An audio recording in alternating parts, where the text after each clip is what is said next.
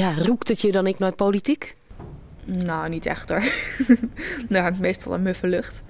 Maar ja, kijk, het doet wel direct weer denken aan het Fries Jeugdparlement en zo. En we hebben hier ook wel een keer een vergadering bezocht van de Staten. En ja, daar denk je dan toch wel aan. Het is toch wel het hart van de provincie eigenlijk.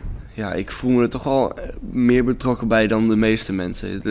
Zeker de meeste jongeren. Politieke interesse van jongeren is net van belang. Nou, daar ben ik het helemaal niet mee eens. Want ik vind, jongeren zijn de toekomst. En als wij de interesse van de jongeren nu niet hebben, dan hebben wij de interesse van de volwassenen van een paar jaar later ook niet. Ja, ben ik het op zich mee eens, maar het is wel zo. Op dit moment zeg maar, zijn het de mensen die moeten kiezen, zijn de volwassenen. Dus ik vind wel dat daar meer de focus op moet liggen dan op de jongeren. Alleen als er verkiezingen zijn, dan wordt de provincie belangrijk. Dan wordt er reclame gemaakt van, oh, je moet gaan stemmen, je moet naar de stembus. Maar voor de rest weten we er eigenlijk helemaal niks van. Het komt niet binnen. Jongeren maken toch wel heel erg veel gebruik van sociale media. En daarin ligt ook wel, denk ik, een open deur voor politiek. Op 12 maart gaat het om de landelijke politiek.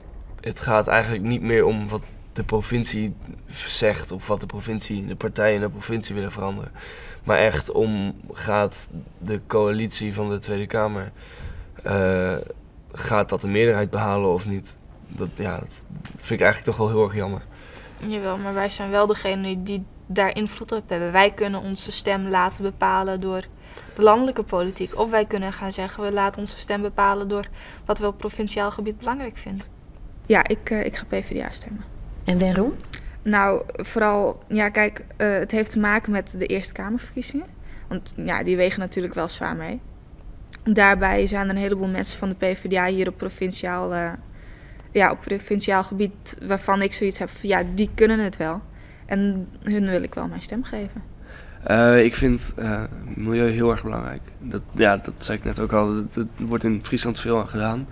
Maar ik denk dat in onze huidige tijd van toch wel behoorlijke hoeveelheid crisis, dat we het zeker niet moeten vergeten. En dat er ook heel veel mogelijkheden liggen om juist nu daar veel aan te doen.